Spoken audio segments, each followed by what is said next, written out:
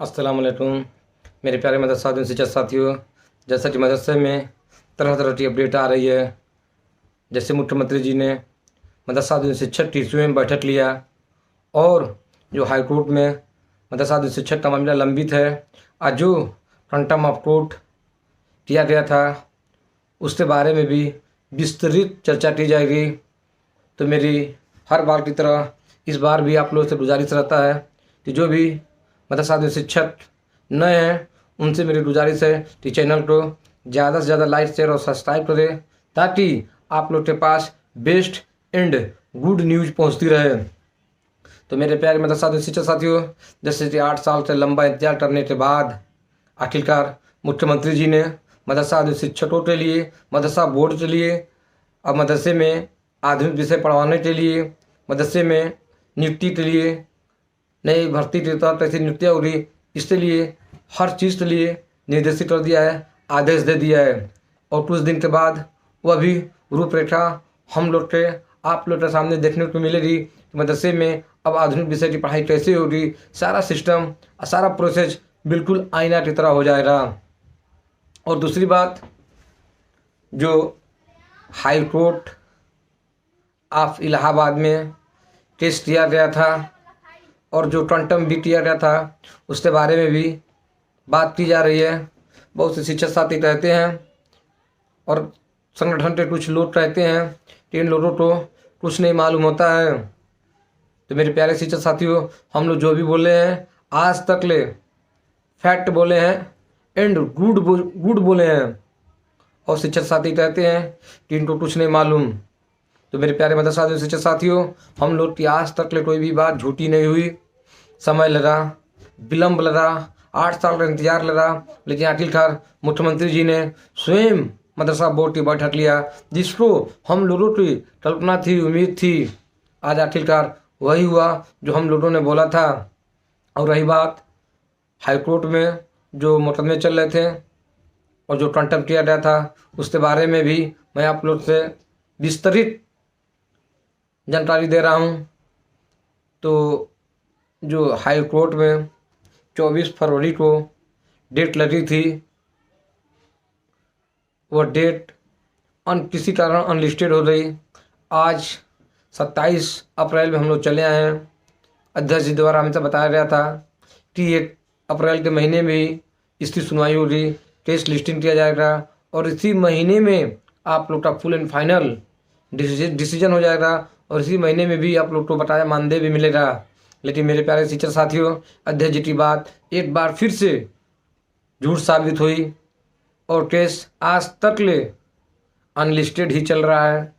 आप लोग स्क्रीन पे देख लीजिए, मैंने अभी अभी चेक किया है। और दूसरी बात, जो क्वांटम ऑफ कोर्ट के नाम पे अवैध वसूली किया गया था, हम लोगों ने हमेशा से शिक्षकों को जागरूक किया, एक्टिव किया। कभी रिव्यू के नाम पे पैसा वसूला गया, तो कभी क्वांटम ऑफ कोर्ट के नाम पे पैसा वसूला गया। अभी अस्थायी तड़ाल के लिए अध्यक्ष जी ने रीट डाल दिया है, लेकिन उसकी रीट अन्ना मुकदमा कब पड़ेगा उसके बारे में किसी को कोई जानकारी नहीं है। उसकी भी जानकारी मिलेगी तो आप लोग के पास सबसे पहले न्यूज़ पहुँचेगी। और दूसरी बात कि जो क्वांटम डाले थे, उस क्वांटम में एक मेरठ साइड के ब्रजेश यादव जी हैं, वो बेचारे हमारे बहुत खिलाफ रहते हैं, लेकिन मैं उनके खिलाफ नहीं रहता हूँ। उन्होंने इसी क्वांटम ऑफ कोर्ट के लिए कहा था कि उनको कुछ नहीं मालूम। तो आज मैं क्वांटम ऑफ कोर्ट के लिए आप लोगों से बता देना चाहता हूँ कि उसमें क्वांटम ऑफ कोर्ट की जो डायरी नंबर है 993 यानी 993 डायरी नंबर है, और उसमें 393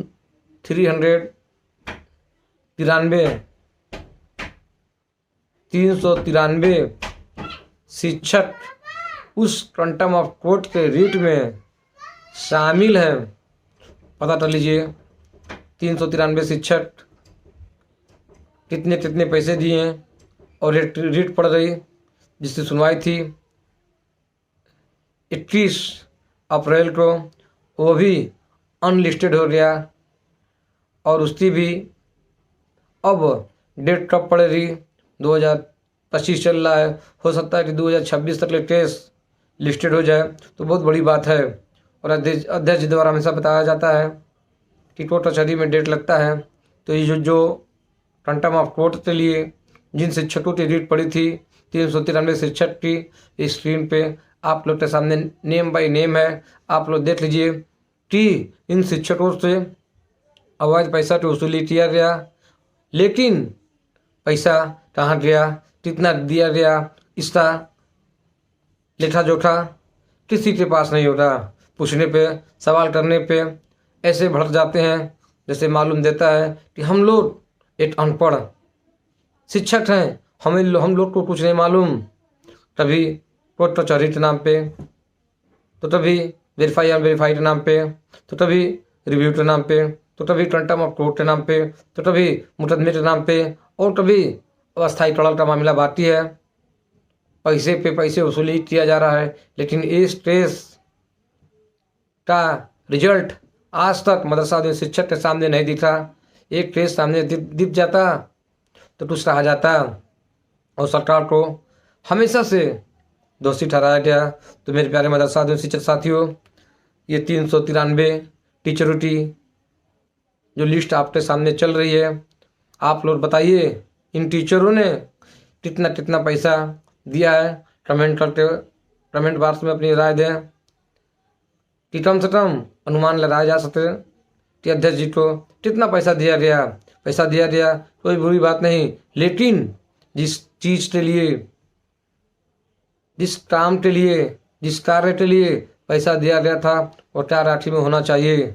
आज 31 अप्रैल को जब केस अनलिस्टेड हुआ तो आज तक उस केस की लिस्टेड होने की किसी के पास कोई जानकारी नहीं है, और ना ही केस अभी लिस्टेड हुआ है। और जो 24 फरवरी को रिव्यू वाला केस था वह भी केस आज अनलिस्टेड चल रहा है। मार्च भी चला गया, अप्रैल भी चला गया, लगभग 2 महीने पूर्ण हो चुके हैं, लेकिन आज तक उस केस की लिस्टिंग नहीं हो सकी। और अध्यक्ष जी द्वारा ये बताया जाता है, ये समझाया जाता है कि कोर्ट कचहरी में समय लगता है। समय कोर्ट कचहरी में तब लगता है, मैं आज भी कह रहा हूँ, हमेशा कह रहा हूँ कि जब पैरवी बरियार नहीं रहेगी तो ये केस लंबा चल जाता है। एक पार्टी जाती है, दूसरी पार्टी नहीं जाती है, तारीख पड़ जाती है। लेकिन जब दोनों पार्टी मजबूती से लड़ती है, दोनों पार्टी मजबूती से पैरवी करती है, तो उसका स्थायी रिजल्ट निकलता है। जैसे कि आप लोगों ने देखा होगा मदरसा बोर्ड का जो मामला था आप लोग के सामने, हाईकोर्ट से सुप्रीम कोर्ट तक मामला गया, लेकिन उसका रिजल्ट भी निकला। वह बोर्ड का मामला गया, उसका भी रिजल्ट निकलेगा। जब सरकार बना कुछ और होता है और दोनों पक्ष, दोनों पार्टी मजबूती से पैरवी करती है मेरे प्यारे मदरसा शिक्षक साथियों, तो उसका एक अस्थायी करण रिजल्ट निकलता है। लेकिन जब उसमें लेट लतीफ़ी होती है तब केस लंबा यानी लंबित खींचा जाता है, और ये बताया जाता है कि कोर्ट कचहरी में समय लग जाता है। कोर्ट कचहरी में समय तब लगता है जब एक तरफ से ढिलाई हो। 13 फरवरी 2024 को मदरसा दिन शिक्षक के हक में फैसला आया था कि इनका 8 सप्ताह के भीतर इन शिक्षकों का पेमेंट करने का आदेश हाईकोर्ट ने जब दिया था, और जब सरकार रिव्यू में गई तो आप लोग अपने ठंडे दिमाग से सोचिए, हम लोगों ने 9 महीना 10 महीना विलम्ब करके उससे अपील किया, यहाँ पे गलती किसकी थी। सिर्फ इसी बात का जवाब दे दिए ठंडे दिमाग से। हम मदरसा में शिक्षक कोई किसी का दुश्मन नहीं है, सारे शिक्षक एक हैं, सारे संगठन एक हैं, सारे परिवार एक हैं।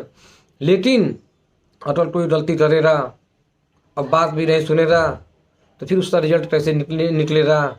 एक के चलते आज 22,000 मदरसा दिन शिक्षक पीछे जा रहे हैं, इसकी जिम्मेदारी कौन उठाएगा।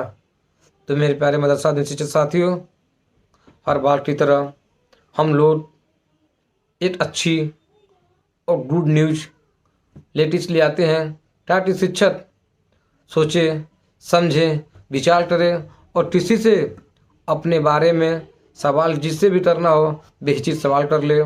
और अब क्योंकि ये उनके फ्यूचर की बात है, उनको बाल बच्चे की बात है, इसलिए मेरे प्यारे मदरसा दिन शिक्षक साथियों, जो कोर्ट कचहरी में समय लगा, यहाँ पे गलती हम लोगों की थी जो हम लोगों ने केस की पैरवी मजबूती से नहीं किया। और आए दिन ये बताया जा रहा है, समझाया जा रहा है कि पैसा उन्हीं को मिलेगा जो रीट में शामिल हैं, जो 22,000 मदरसे आदि शिक्षक हैं। वो भी उनको बार बार ये बताया जा रहा है, संदेश दिया जा रहा है कि आप भी 2-2 हज़ार रुपये दीजिए, रीट में शामिल होइए, नहीं तो आपको मानदेय नहीं मिलेगा। कितने शिक्षकों को गुमराह मोड़ किया जा रहा है। आखिर में कब तक ये धंधा चलता रहेगा। एक शिक्षक आज हमारे साथी दम तोड़ रहे हैं, हार्ट अटैक से मर रहे हैं, कोई मदरसा छोड़ रहा है। ऐसे कैसे कैसे चलेगा। सिर्फ आटे लंबी लंबी टोपी पहन के वेलवेट वाली बेड पे बैठ के वीडियो बनाने से नहीं हो जाएगा। अगर मेरी वीडियो आप लोग को अच्छी लगी है तो चैनल को लाइक शेयर सब्सक्राइब करना ना भूलें। जय हिंद, जय भारत।